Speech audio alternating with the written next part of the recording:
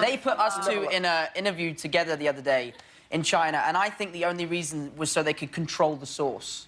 So that Ruffalo and I were in the same place, so if there was one leak, they just had to wipe one in. How old were you when that first Iron Man movie came out?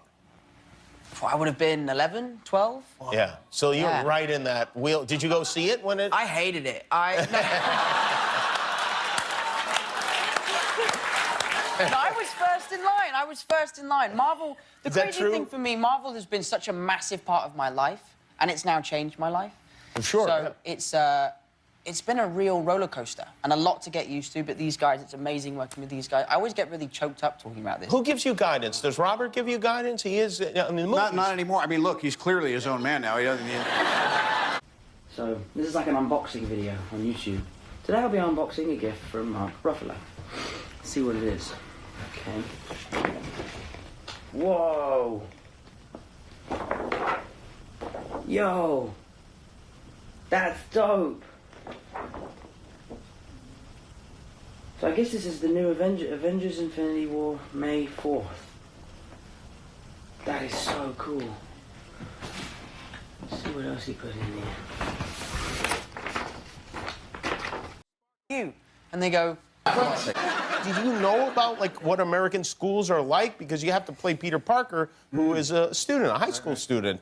Yeah, I think that was probably the most daunting part of taking on this character. So as a joke, I suggested to Marvel that I should go to a high school undercover. Right. And it was completely a joke, and Marvel took it completely seriously. I guess they didn't get my British sarcasm. Yeah, they do that.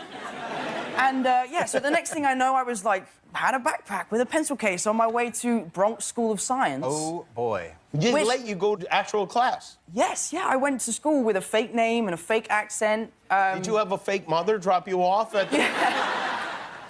Yeah, no, they brought Marissa Tomei in just for that weekend. But yeah, and Bronx School of Science is a school for genius kids, right. And I am no genius. You're not? No, even the teachers didn't know that I was not a real student, so they would bring me up to the front of the class and be like, "What do you think, new kid?" I'm like, "I have no idea what you're talking about." So it was You're very like the worst embarrassing. narc there is. Like, you're like a very bad narc. Did they ever figure out that it was you? Or, like, when the movie came out, did you ever tell them that it was you? Well, I had one funny experience. I was sat at the back of a classroom next to quite a pretty girl, and eventually she's like, "So, dude, what's your deal, man?" I was like, "Well, do you want to know my secret?" She's like, "Okay." I was like, "I'm actually Spider-Man."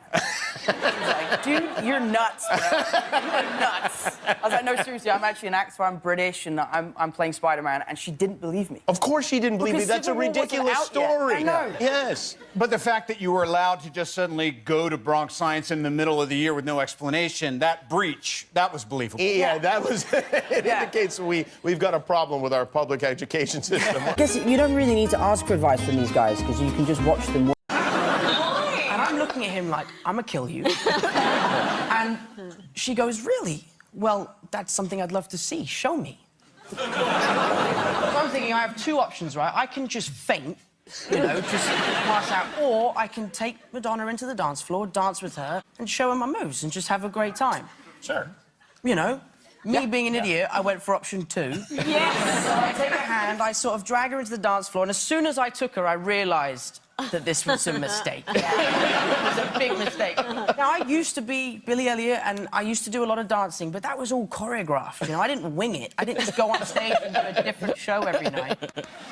So I start dancing with her, and there's not much arms involved. I'm just sort of doing a little two-step to try and, like, warm myself up. And she's so unimpressed.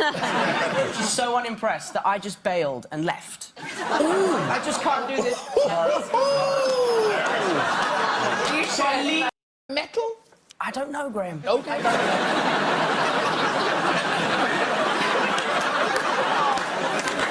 So essentially, I have to wear...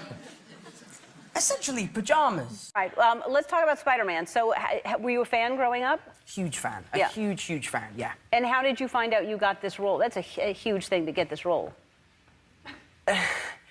And eventually she's like, "So, dude, what's your deal, man?" I was like, "Well, do you want to know my secret?" She's like, "Okay." okay? I was like, I'm actually Spider-Man. She was like, dude, you're nuts, bro. You are nuts. I was like, no, seriously, I'm actually an actor. I'm British, and I'm playing Spider-Man. And she didn't believe me. Of course she didn't believe me. Because That's a Civil War wasn't ridiculous out yet. story. I know. Yes. But the fact that you were allowed to just suddenly go to Bronx Science in the middle of the year with no explanation, that breach, that was believable. Yeah, that was... Yeah. And so we've come to the happy end of our story.